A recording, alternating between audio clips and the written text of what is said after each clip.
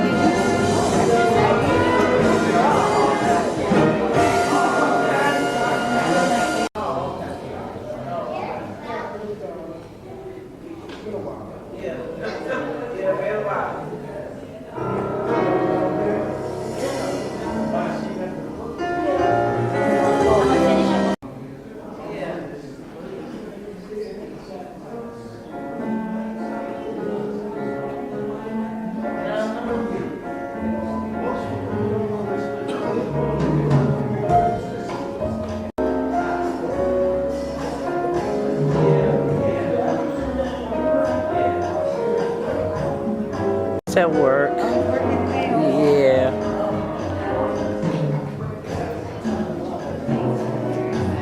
This is my mother, Patricia. All right, Miss Patricia. We love the mothers. We really do. You can have your mother close by and let who that is? Yeah, we did. Miss Patricia? PNC. Okay.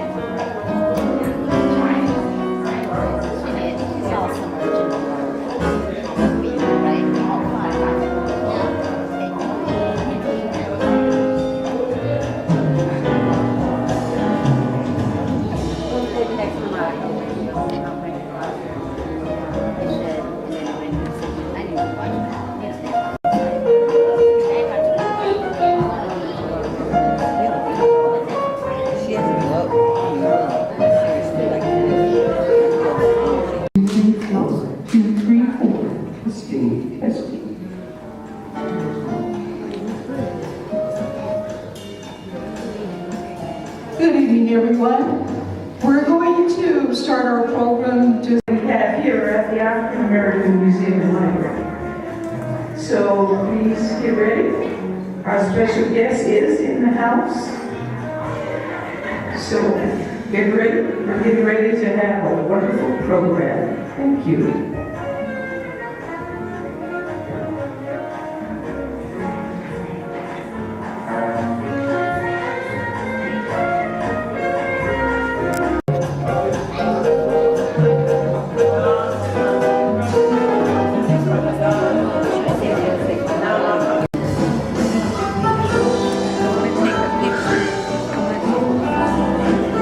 Okay, well, y'all got to come over here.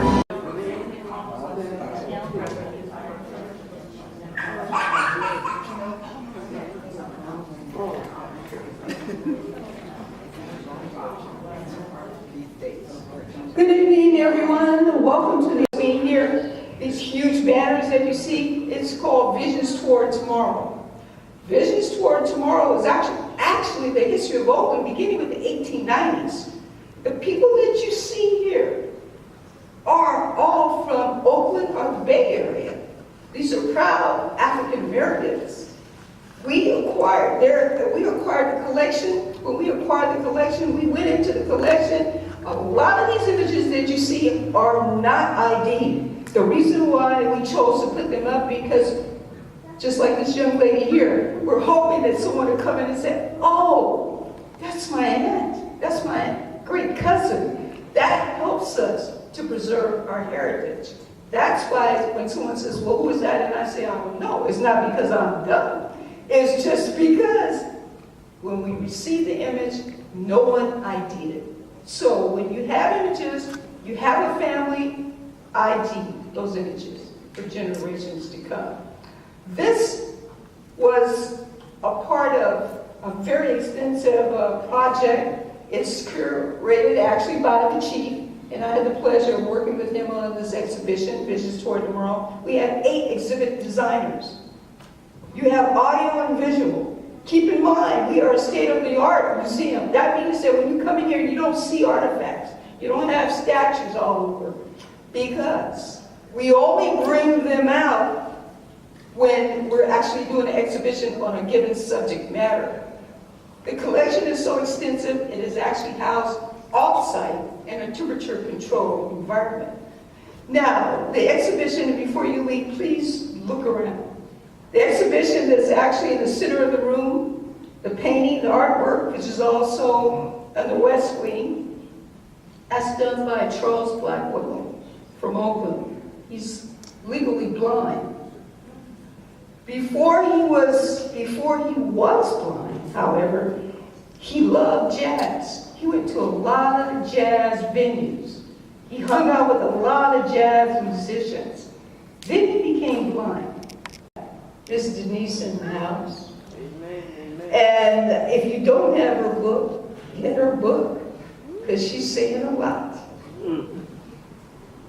So now I like to bring up Reverend Harry Williams, and he's going to tell you a little bit more about Miss Denise. Put your hands together for Mr. Harry Williams. Thank you so very much. I'm first of all honored by my sister Vita Silva. She's an incredible person. Not only is she brilliant, she's kind. When you talk to her, she's one of the most down-to-earth, gentle people you're ever going to meet. And how many people are thankful for the opportunity that she's given us to celebrate the release of this book and to get this information tonight? If you're thankful for this institution and this lady, I want to hear a hand clap. This evening, we are just honored and thankful for the opportunity to introduce to some and recruit to others, Deacon Denise Smith. I met Deacon Denise Smith years ago, and I was fascinated by her story. You see, she grew up in Baby Hunters Point, which is a very dangerous part of San Francisco. She grew up with a lot of the setbacks and problems that a lot of inner city kids have. Kids who went off and got involved in drugs and crime and just gave up on life. But when Denise Smith was 14 years old, she got an internship at a real estate office, and a star was born. She found a passion for her life. And by the time she was 30 years old, she had acquired $1 million worth of real estate. And she went on to have a complex that had 120 units in it. And she's touched, beyond that, she's touched many, many lives through her television show, Dare to Dream, and through her efforts to help people in the community, and her efforts to help a lot of people buy their first home. So ladies and gentlemen, with no further ado, I'm going to ask you at this time to stand to your feet and welcome with me to the African American Library and Museum, Denise L. Laura Smith. So supportive. I have my captains, and I just want to say thank you to all my captains. Please wave your hand, captains. Thank you. Also, I have my family here, which I would like them to wave their hands to. And I want to thank Reverend Harry for just being so kind to me. He's been a blessing to me. He really has. And I just really know that if it wasn't for him being my greatest fan, that all the great things that he says is just a blessing. It's just a blessing. So thank you. Thank you very much. I just really, today I wanted to talk about real estate, but there's so many realtors here that I just don't know if I'm kind of I'm going to first read a little bit about my book. How about that? I'm going to start off with doing that. You know, this book was a original thought of when I saw something happen, and it was pretty major in my life. And, you know, a lot of people think about, what are you going to do with your life? You know, what am I going to do with my life? I don't know if anyone had an opportunity, but I'm just going to start off with the first page, and that is, I remember something my grandma Bertha taught me years before I earned my first penny. Denise, she said, if you want to do business, you have to look like you're going to do business. This can be a serious pain in the neck if you're like me. You're committed to squeezing 25 hours in a 24-hour day. In the real estate game, I have to live with the phone attached to my ear while I'm on the phone with the bank. My mind is flying around, a dozen more calls coming in. I just meet so many deadlines. Yet, Grandma Bertha was never wrong about these things. So on one sunny afternoon, I had to put business on hold to get my nails done. There was a salon in Oakland I patronized for years. I pulled my Benz sedan into the parking lot in the rear, hoping for a short line ahead of me. As it turned out, I didn't have to wait at all. My manicurist flashed me a while with a big smile as I walked through the door, and then she patted the seat. Yes, I said. I tucked away my phone, which I really don't like to do, and I hopped onto the chair and extended my hand. As far as my nails can go, I always like French paint. The lady in the white lab coat applied the polish perfectly. No globs, no streaks. Perfect. After waiting a few minutes for my nails to dry, I paid her and was out of there. It was a rush hour. The sun was setting. Traffic was gnarly, and it was a gnarly mess. That day in Oakland, California, with everybody fighting to get home, a big lumbering MTC bus cut right in front of me, and then came to an abrupt halt. Great, just great, I said. I muttered to myself. A man with a white bicycle helmet stepped out of the bus and onto the curb. Then he walked to the front of the bus in order to unload his 10-speed bicycle from the rack between the headlights. He seemed to be taking his slow, methodical time. No, I couldn't believe it. My nerves were frazzled. I fought the urge to press the horn, like we always are in a hurry. Why couldn't he be in a hurry? Didn't he know that there were people waiting behind him? The next scene unfolded in a lightning flash blur. The cyclist mounted his bike and pedaled off like a jet, riding parallel to the row of parked cars. The bus engine cranked and began to move. Just as the cyclist reached full speed, I saw a flash. A car door flung open, dead in his path. There was no way he could swerve to avoid it. Blam! The bike smashed into the open door. The rider flew backwards, hitting the asphalt with a thud, and with his head landing right in the path of the bus's rear tires. The bus driver slammed on the brakes, but it was too late. The woman had flung the car door open in the victim's path. She leaped out to the car and raced to that limp body. She dropped to her knees and tried to administer mouth-to-mouth resuscitation. Too late. His spirit had separated from his body just that fast. He was dead. I was too frightened to scream. My hands tightly squeezed the steering wheel. Sweat poured down my wrist. My barely digested lunch gurgled in my base of my tummy. My brain spun around in my skull. Every phone call, just on hold. Every appointment didn't even matter. Seemed so unimportant at that moment. Sirens howled all around me. As I sat behind the wheel of my car, watching the paramedics thump the dead commuter's still chest, a voice spoke to me from beyond the grave. It belonged to my late beloved grandmother, Bertha. But she wasn't alone. Uncle Mose spoke to me back just really loudly. My grandma Elnora spoke to me. Once again, I was a child in the presence of my elders. As I sat at the corner of 35th and MacArthur Boulevard, a great cloud of witnesses seemed to speak to me. They all asked the same question. Denise, what are you going to do with your life? I was puzzled by that question. I was a little defensive. I was born into government housing and raised under tumultuous circumstances. I was in an environment where most are molded by such situations that arrest one's hopes and ambitions. But I beat the odds. I overcame peer pressure and tremendous obstacles.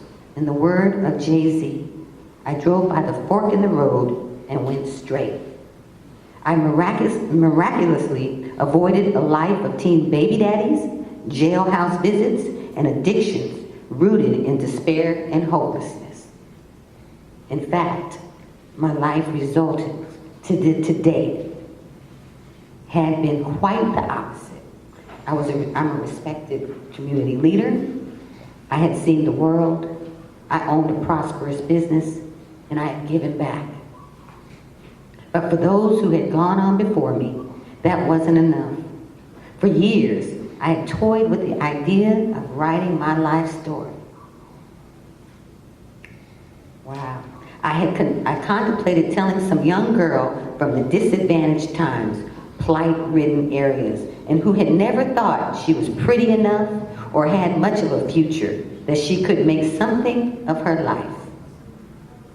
I had considered sharing with someone who had emerged from the womb with a balled fist that there is indeed a path that leads to happiness and success.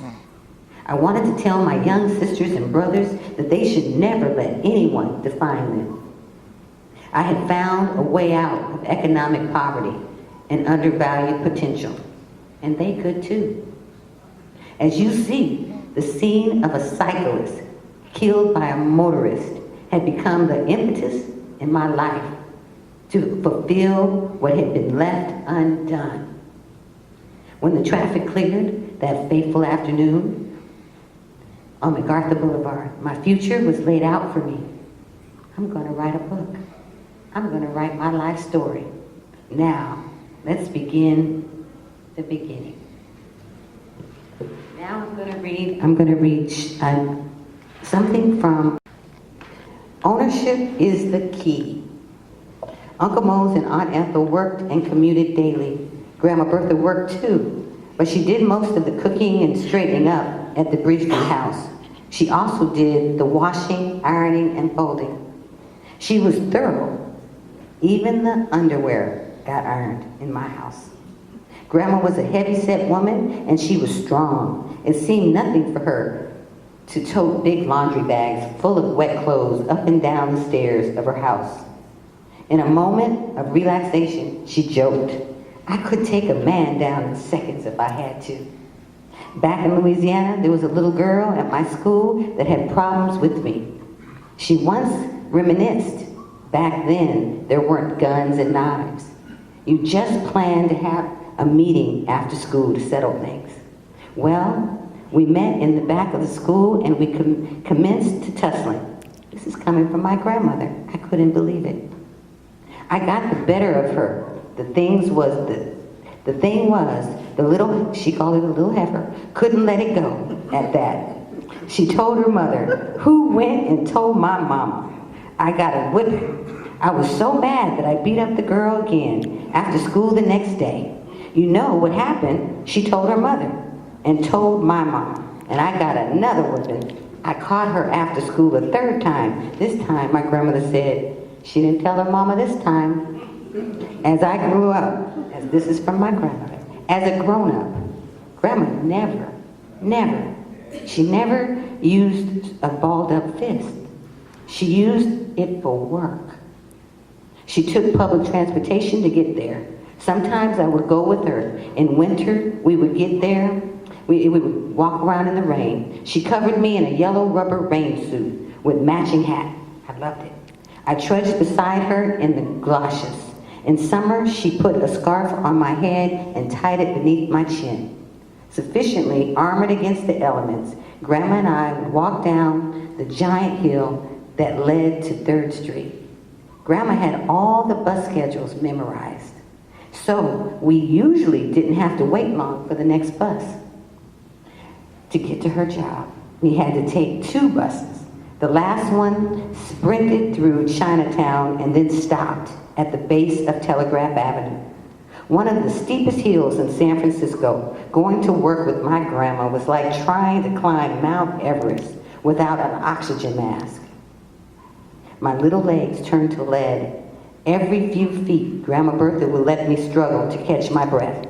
One day, we neared the summit where the big house stood. I looked at her and muttered under my breath, I don't never want to be a maid, not even my own. I don't want to do no work when I get big. Grandma heard me. She was very hurt. Something deep inside of Grandma Bertha, she was hurt with that comment. House cleaning was an African-American woman who had been forced by economic circumstances to leave school before high school graduation. Grandma's eyes fluttered as she soaked in my comment. She chose her next words very carefully. Well, you're going to have to do something, even if it's wipe your own, fill in the blank. My jaw dropped. Her words soaked me, shocked me. Grandma Bertha never used language like that. Maybe she used it that day to get my full attention. It worked. She had it. I gripped her hand tightly and studied the cracks in the sidewalk as I walked and listened. Denise, when times are good, you work. When times are bad, you work. When times are okay, you work. She said, baby, your troubles will begin the day you stop working, she said. I looked up at her and nodded. She smiled down at me. Satisfied that I was listening, she continued, ownership is the key, Denise. Baby, if you own your own business, you don't have to get up and see that man in the morning if you don't want to. Grandma worked a job that allowed her no sick days. There was no vacation pay. There was no retirement benefits.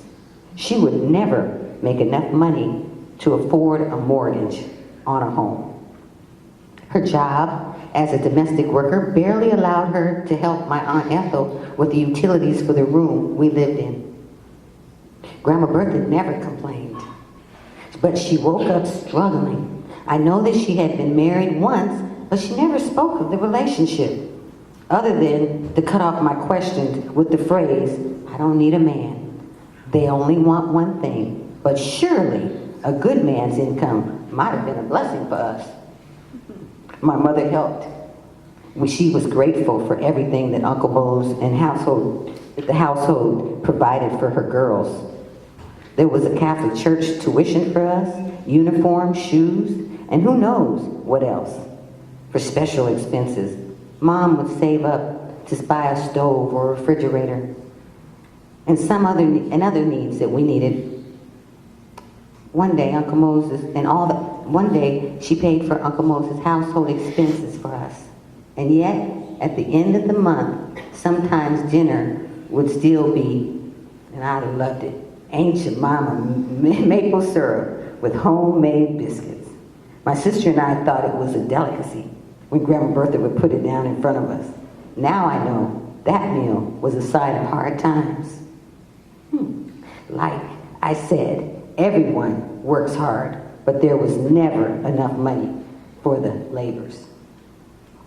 So that is a portion of my story, but that is why I've been working since I was 14 years old, and I never stopped. I know what it means to not have what you need. I know what it means to make sure that when my grandma said she wanted to buy a trailer, and I told her one day I was going to buy it for her, I knew that that's the passion. That's the passion You're passionate about something and you have somebody that loves you and you know they love you, you always want to do well. You always want to do well. My Grandma Bertha was a special person in my life, but she spoke a blessing in my life. She didn't speak negative things. I've never heard her speak a negative thought in my life. She only spoke pleasantries to my life. And that really was a blessing to me, because that's how I was able to own my own business, and she always supported me. But the one thing I really missed is that by the time I was 29 years old and I owned my own business, she wasn't here. But I do know one thing. I do know that she taught me well, and I'm going to always make her proud, because I feel like owning real estate is securing our financial futures. But there's a lot to owning real estate. And really, owning real estate may not always be that fun sometimes. Owning real estate, when you own a lot of property and you have tenants, they go through a crash. And when they go through a crash, and they can't, 2008, when we had that huge crash, and people lost their jobs, couldn't pay their rent, then you had to make a very serious decision about allowing them to live there or evict them. And for me, that was really hard, because I had grandmothers, I had people that, had children, generations, and it's very difficult. It's very difficult to make those tough decisions. But when you start to own your own real estate, and you own enough of it, that's when you have to sometimes figure out how to cut your losses. I have 4 things that I think is really important that owning real estate and what it'll do for you. I think not only does it give you self-esteem, I've had the meekest, mildest people that would not say a word, but when they bought real estate, they started telling me what to do. And I thought that was really something. So I said, something about owning your own house, something about being able to invest and do it for yourself and just be independent, something about that makes you stand up straight, makes you say, I can do this. And that's why when you're a new real estate agent, I can only encourage you to say, keep going, keep going, keep going. Because you see, when you stop, it's all over. You gotta keep going. You see, I always tell people I'm a nobody, but somebody once said that I was a nobody that knows somebody that can save everybody. I'm an ordained deacon now of Allen Temple Baptist Church. I've been an ordained deacon since '06, and I have a calling on my life. So it's more than just real estate. It's more than just owning 120 units. It's more than just me. It's about being a servant. It's about helping others. And the more you do that, the more successful you will be. Because it's not about us. It's about who you serve. I live by the Einstein rule. You serve enough needs, your needs will be serviced too. And my needs have been serviced. And even though my grandmother's not here, I still believe that she's watching down saying, you just go, girl. I told you ownership is the key. And you do not have to work for that man in the morning. You work harder for yourself. And I think everybody probably can know that to be the fact. You work for yourself, you're working harder for yourself than you work for anybody else. When you have a boss, it's a blessing to have a boss. But I think that if you're selling real estate and you're working hard and you're trying to know that sometimes deals work out and sometimes they don't. Sometimes they come together, sometimes they don't. But I know that there's a lot of advantages to owning. I also know that there's great opportunity. Also, I know that you'll be able to help somebody. You'll be able to have an inheritance for your family one day. You know, something that they can look to and say, I think it's gonna be okay. But then again, owning houses, you gotta make sure that you can maintain them. You gotta make sure that you can pay the expenses on them. And you gotta make sure that you have good tenants. So you have to make really, really good decisions. And I know that with me and my house, I know that I have to stop making decisions on people that I feel sorry for or that I feel like I need to help them. Because what happens is you help enough people, but sometimes they'll kind of let you down. So sometimes they'll tell you things that aren't true. They'll say things that you really believe in what's going on, but they're not telling you the truth. I didn't even realize that senior citizens will lie to you. Can you believe that? I cannot believe that. I was so shocked. My grandmother never lied to me. So I'm really green as mold. So I'm now wiser. I'm a little better now. But just because I own all this property, and just because I feel like they call me somewhat successful, I still believe that if I could help somebody, I'll be a better person. So real estate to me is something that you gotta be passionate about. And I mean, you got to wake up wanting to do it. You can't be something that you wake up and you say, I want to go back to sleep. No, no, no. You have to wake up with a passion to do it. And if you do not have a passion to sell real estate or even to buy real estate, then maybe real estate's not for you. Because you got to have a passion. And in my life, I believe when you do something you don't like to do, you're not going to be successful. But if you do something that you like to do, that you're passionate about, that's where your success comes. I want to just thank you for this opportunity. And I just want to say to all of you, I just really appreciate you coming. And also, this book, when you finish reading it, it talks about key things that happened to me in my life. And I really believe that if anybody can see a sentence, just a sentence of themselves in this book, then I would have done what I was supposed to do. So I hope that it encourages you. I hope it inspires you. And you know those favorite 10 words, you know the 10 two-letter words? If it is to be, it is up to me. You all, we have to live this. And that's in every passion and everything that we do. And I mean everything. Thank you, Reverend Harris. Thank you. At this time, I'm going to ask anybody, do they have any questions of me? Does anyone have any questions at all? Tell me about how you got on, how you did your show. Okay, how did I do my show? I had the first real estate show like its kind. It was on a cable station. And I gave free seminars on how to buy a home. And I would give seminars for 100 to 200 people. And the owner of the station came to me one day and said, what are you doing? Why are you doing these free seminars? You're paying for things, you know, and you're paying for the books and all of that. Why are you paying for all this stuff? It's ridiculous. I said, well, because I want to help our people to learn how easy it is to buy real estate. That is what I said. That is what I said. And so then he said, you need to go on the television. I said, I'm not a television personality. I can't do that. No way. And he said, so he came to my third seminar. And when he came, he said, you gotta go on television. You gotta do this. And he said, you said you want to help your people. He said, who are your people? I said, the low to moderate income. That is who my people are.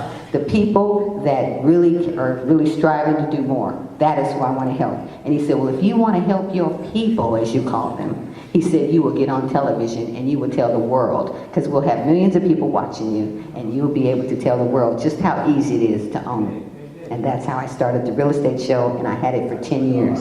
And when Mr. Johnson was the owner of the station, he passed away. And after 10 years, when he passed away, it's no longer television any longer. It was over. But I had a great run. A great run. We're doing some television now too, as well, and we're doing little videos and hour sessions. And what they do is they then shop it around to Sacramento and different areas, and then they air it. If they like the topic of the show, then they air it in Sacramento or in San Francisco or wherever they wish to do it. So I'm very proud of that. I really am. Yes. How about this new realtor that's going to be a realtor the next time I see you? Is there any questions? I know the next time I see her, I wrote that in her book. The next time I see you, you will have your real estate license. You will have your real estate license. Okay. Miss Janet? What was the first property you bought, and how did you finance it? Wow. You know, Miss Janet paved the way for us. She's been around a long time. I praise God for her. She asked the question of what was the first property I bought? The very first property that I bought was in San Francisco. It was a condominium. It was 400 square feet. And everybody knows the size of 400 square feet, not very large. But it was Daniel Burnham Court on Post and Van Ness. Yay! And that was, and I thought I had died and went to heaven. Let me tell you something, because you couldn't have told me nothing. Let me say, it had a 24-hour doorman, it had a workout room, it had a little place downstairs where you can take your clothes to get cleaned. But yes, and it cost $250,000. I got in on the ground floor when they first built them, and that was in 1989. And that's what I bought, condos. I started out buying condos initially, but then when they started telling you how to live, I didn't like it anymore. They don't want certain things. You have to work with the CC&Rs, covenants, conditions, and restrictions, and they restrict you. You can't put up your window coverings and all of that. So finally, I decided, but that was $250,000. That was the first property I bought, and it was located at Daniel Burnham. And then the second one I bought, my grandma said bad people lived in Oakland. So I never ever came to Oakland until I was 21 years old. And when I was crossing the bridge, my little arms were going like this because I was scared. And I came to Oakland, and when I came to Oakland, I was reborn again. Because I was like, wow, for $250,000, what you can get in San Francisco, I bought it here for $70,000. So that was the second place I bought, which was on Lakeside, 1555 Lakeside. Everybody should know that. In Oakland, right across from the lake, had a beautiful view in the front and a beautiful view in the back. I thought, please, you cannot tell me anything. But that's how I really began, because what happened is 7 years later, I sold it for $250,000. And I said, wow, I love this real estate. And I stayed in it, and I never got out of it. That's it. Any other questions? Yes, my child, Leilani Darrell Leilani Smith. I adopted Leilani when she was 7. My brother passed away. And when my brother passed away, she became my child. So you can ask a question. I was going to ask, what is your favorite chapter of the book? Well, I just recently stopped crying, so, it's very difficult to say. The whole book really was meaningful to me. The whole book was meaningful to me, I really can say. But I think the most important chapter was the one that I wrote saying, losing my greatest love. That was my favorite chapter, losing my greatest love. Because sometimes when you lose something, you gain so much. You gain so much. So even though you're so sad by a lot of things that happen to you, there's a greatness that happens to you. And I cry to this day about it. But losing my greatest love, that was my favorite chapter. Yes. But you always got to lose something to gain something. Any other questions? You have a question? No. I have a comment. Okay. I'm a realtor, and there are several of us here. Yay! I'm so proud. Better Homes Realties